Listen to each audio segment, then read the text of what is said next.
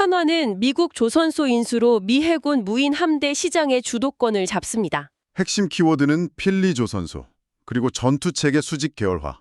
이 두 가지로 정리할 수 있죠. 오늘 우리가 답할 질문 세 가지입니다. 첫째, 왜 모두가 외면하던 적자투성이 미국 조선소를 인수했는가? 둘째, 수천 척에 달할 무인 함대의 뇌는 과연 무엇으로 채울 것인가?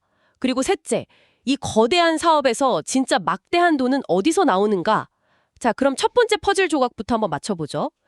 2024년 12월이었죠. 한화가 그 미국의 필리조선소를 인수했을 때 사실 시장 반응이 썩 좋진 않았어요. 네, 맞아요. 계속 적자만 내던 회사였으니까 다들 저걸 왜 사지? 하고 좀 의아해했거든요. 그렇죠. 재무제표만 보면 정말 이해가 안 가는 M&A였죠. 하지만 이건 뭐 돈을 보고 산 게 아니고요. 미국 시장에 들어갈 수 있는 단 하나의 열쇠를 산 겁니다. 열쇠요? 네, 바로 존스법이라고 하는 아주 강력한 성벽을 넘을 수 있는 유일한 열쇠요. 아, 존스법. 저도 들어는 봤습니다. 이게 사실상 미국 조선산업을 지키는 뭐랄까 보호무역의 끝판왕이라고 하던데요. 맞습니다. 간단히 말하면 미국 항구 사회를 오가는 배나 아니면 정부가 발주하는 모든 선박은요.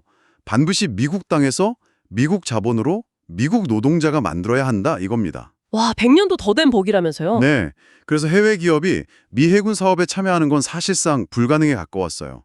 문 자체가 없었던 거죠. 아, 그렇구나. 그러니까 한화는 필리조선소를 인수하면서 순식간에 그냥 외부인에서 미국 내부자로 신분을 바꾼 거네요. 정확한 비유입니다. 성벽을 부수는 대신 그냥 성주가 되어버린 거죠. 그런데 열쇠를 샀는데 집이 낡았으면 좀 그렇잖아요. 그 필립 조선소 설비가 많이 낡았다고 들었거든요. 네, 솔직히 말해서 그랬죠. 그래서 곧바로 5조 원 규모의 거대한 현대화 프로젝트, 이른바 스마트 야드 전환 작업에 들어갔습니다. 스마트 야드라면 그거 하나가 제일 잘하는 분야 아닌가요? 로봇이나 자동화 기술 같은 것들. 바로 그겁니다. 기존의 그런 노동집약적인 공정을 한화가 가진 로봇 자동화 기술로 완전히 싹 탈바꿈시키는 거죠. 물론 뭐 이 과정이 순탄하지만은 않았습니다. 인수 초기 2025년 3분기 실적만 봐도 726억 원 영업 손실이 났거든요. 아니, 적자를 줄이려고 인수했는데 오히려 적자가 더 커졌네요. 그렇죠. 근데 이건 뭐 어느 정도 예상된 수업료라고 봐야 합니다. 낡은 시스템을 갈아엎는 과정에서 생기는 성장통 같은 거죠. 더 중요한 건 이 기간 동안 돈보다 더 중요한 걸 얻었다는 겁니다. 돈보다 중요한 거요? 바로 미 국방부의 신뢰죠. 신뢰라? 어떤 구체적인 계기가 있었나요? 네, 아주 결정적인 사건이 하나 있었어요. 기존 노르웨이 선주 시절에 만들었던 훈련함 스테이트 오브 메인호에서 결함이 발견된 거예요. 그럼 골치 아파지는 거 아닌가요? 법적으로는 한화 책임이 아니었는데 이걸 자발적으로, 그것도 아주 완벽하게 수리를 해줬습니다. 자기들 돈 들여서요. 그렇죠. 미 국방부한테는 아주 확실한 메시지를 준 겁니다. 우리는 문제가 생겨도 끝까지 책임지는 파트너다. 사업을 위한 아주 정교한 빌드업이었던 거죠. 와, 신뢰까지 얻었군요. 자, 그럼 미국 땅에 최신식 조선소도 마련했고 미 국방부랑 관계도 쌓았어요. 근데 사실 현대 군함의 핵심은 그 쇳덩어리가 아니라 그 안에 들어가는 소프트웨어, 즉 두뇌 싸움이잖아요. 맞습니다. 여기서 한화가 가진 진짜 무기가 나오는 거죠. 바로 그겁니다. 하드웨어라는 그릇을 마련했으니 이제 그 안에 뭘 담을 거냐? 바로 하나 시스템의 함정 전투 체계 CMS 이야기입니다. CMS, Combat Management System. 이게 그냥 컴퓨터 시스템 하나 넣는 거랑은 차원이 다른 얘기겠죠? 완전히 다르죠. 바다 위 함정은요. 수십 개의 눈, 귀, 주먹을 동시에 쓰는 것과 같아요. 레이더, 소나, 미사일, 함포, 이 모든 걸 하나의 뇌가 실시간으로 종합해서 판단하고 위협순위 정하고 발사명령까지 내려야 합니다. 1초만 삐끗해도 그냥 끝장이니까요. 그렇죠. 하나가 대한민국 해군 함정의 거의 100%의 이 시스템을 공급하면서 수십 년간 이걸 해왔다는 게 핵심입니다. 국내에서는 이미 뭐 검증이 끝났다는 거군요. 근데 미 해군 같은 빅리그 입장에서 보면 그거 한국에서나 쓰던 거 아니냐? 이런 의심을 할 수도 있잖아요. 아주 날카로운 지적이십니다. 그래서 최근 필리핀 수출 실적이 정말 중요해요. 2025년 12월에 필리핀 해군의 5번째 CMS 수출 계약에 성공했거든요. 아, 글로벌 시장에서도 통한다는 걸 증명해낸 거군요. 네, 특히 중요한 건 하나 시스템이 국내에서 유일하게 이걸 독자 개발하고 수출까지 할 수 있는 기업이라는 사실입니다. 기술 종속에서 완전히 자유롭다는 뜻이죠. 근데 뇌만 만드는 게 아니라면서요. 신경계도 있다고요? 맞습니다. 전투를 지휘하는 뇌가 CMS라면 함정의 심장인 엔진과 혈관인 전력계통을 관리하는 신경계도 필요하겠죠.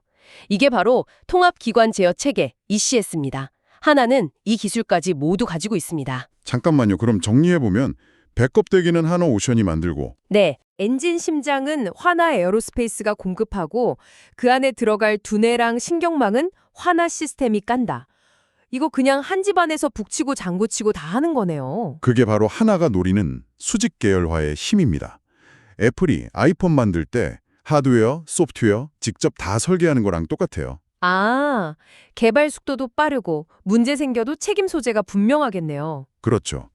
미국 국방부 입장에선 사업 파트너가 하나로 딱 떨어지니까 훨씬 선호할 수밖에 없는 구조가 만들어지는 겁니다. 좋습니다. 미국 본토에 거점도 있고 세계적 수준의 함정 두뇌도 준비됐고 수직 계열화까지 완성됐습니다. 이제 이 조각들이 미 해군의 거대한 그림 안에서 어떻게 맞춰지는지 봐야겠네요. 제가 듣기로는 리플리케이터라는 프로젝트가 키워드라고 하던데요. 네, 이제 여기서부터가 진짜입니다. 지금 미 국방부가 해군 전략의 패러다임을 바꾸는 리플리케이터라는 거대 프로젝트를 추진하고 있거든요. 리플리케이터. 핵심 아이디어는 간단해요. 조 단위의 비싼 항공모함 한 척 대신에 비교적 값싸고 똑똑한 무인 전투체계 수천 개를 바다에 그냥 복제해서 뿌려버리자는 구상입니다. 와, 한 마리의 거대한 공룡 대신에 수천 마리의 랩터떼로 싸우겠다. 이런 전략이군요. 완벽한 비유입니다. 바로 그 랩터 때, 즉 무인 함정을 누가 만들 거냐, 이 경쟁이 시작된 거죠. 그리고 2026년 1월 한화가 미국의 아주 유망한 AI 스타트업 하보크 AI와 손을 잡습니다. 하보크 AI요? 네, 이 협력이 리플리케이터 사업의 강력한 우승 후보를 탄생시켰어요. 어떤 기술을 가진 곳인데요? 이 회사는 군집 자율주행 기술의 스페셜리스트입니다. 여러 척의 무인정이 서로 통신하면서 마치 하나의 유기체처럼 움직이게 만드는 AI 소프트웨어를 개발했죠. 아, 이미 미군에 납품도 하고요. 네, 수십 척을 납품하면서 기술력을 검증받은 곳입니다. 아하, 그럼 그림이 그려지네요. 하보크 AI는 무인함대 전체를 지휘하는 소프트웨어를 제공하고 그렇죠. 하나는 개별 함정의 전투를 책임지는 개별 두뇌랑 함정 본체를 제공하고 정확합니다. 길이 60m, 약 200피트급 중형 무인 수상정을 공동 개발하기로 했는데 소프트웨어 강자와 하드웨어 강자의 완벽한 결합인 셈이죠. 그리고 이 배들 어디서 만들어질까요? 설마 아까 말한 그 하나필리 조선소인가요? 바로 그겁니다. 미국 최고의 AI 기술과 동맹국인 한국의 검증된 전투 시스템을 미국 땅에서 미국 노동자가 만들어서 미 해군에 납품한다. 와, 미 국방부가 가장 좋아할 만한 그림이 딱 완성되는 거네요. 그렇죠. 정말 정교하게 판을 짜왔네요. 근데 문제가 있습니다. 수천 대를 뿌렸는데 만약 적이 더 값싼 드론 수만 대로 공격해오면 어떻게 막죠? 일일이 미사일을 쏠 순 없잖아요. 배보다 배꼽이 더 커질 텐데. 그게 바로 현대 해전의 가장 큰 딜레마입니다. 그리고 그 해답으로 레이저 무기가 등장합니다. 레이저요? SF 영화에나 나오는 건 줄 알았는데 실전 배치가 가능한가요? 그럼요. 가장 큰 장점은 압도적인 가성비입니다. 한 발 쏘는 데 드는 비용이 단돈 2,000원. 네, 2,000원이요. 네, 2,000원. 와, 커피 한 잔 값도 안 되네요. 수억 원짜리 미사일 얘기만 됐다가 2,000원이라니. 이건 뭐 거의 게임 체인저 수준인데요. 말 그대로 게임 체인저입니다. 함정의 동력, 즉 기름만 있으면 사실상 무한탄창인 셈이죠. 드론대가 몰려와도 2,000원짜리 레이저로 계속 지워버리면 그만입니다. 알겠습니다. 배를 팔고 레이저 무기를 팔고 그런데 진짜 돈 버는 사업은 따로 있다면서요? 맞습니다. 이 모든 계획의 마침표를 찍는 수익 모델은 뭔가요? 바로 유지보수, 즉 MRO 시장입니다.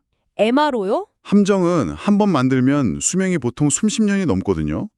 이 30년 동안 발생하는 유지보수, 부품 교체, 성능 개량 시장 규모가 대략 20조 원에 달할 것으로 추산됩니다. 20조 원이요? 이건 배 파는 거랑은 비교가 안 되는 규모네요. 훨씬 크죠? 근데 그 MRO 시장을 한화가 독점할 수 있다는 보장이 있나요? 다른 미국 업체에 맡길 수도 있는 거 아니에요? 아주 좋은 질문입니다. 여기서 아까 말씀드린 CMS, 즉 함정의 뇌가 다시 한번 결정적인 역할을 합니다. 하나가 CMS의 소스 코드를 쥐고 있거든요. 소스 코드를 쥐고 있다는 게 왜 그렇게 중요하죠? 우리가 쓰는 스마트폰 운영체제를 생각해 보시면 쉬워요. 보안 업데이트나 새로운 기능 추가는 오직 개발사인 애플이나 구글만 할 수 있잖아요. 아, 그렇죠. 다른 회사가 마음대로 못 뜯어 고치죠. CMS도 마찬가지입니다. 새로운 무기를 달거나 레이더 성능을 업그레이드하는 작업은 소스코드를 가진 한어만이 할 수 있는 겁니다. 와, 이건 뭐 프린터 싸게 팔고 평생 잉크 카트리지 팔아서 돈 버는 사업 모델이랑 비슷하네요. 정확합니다.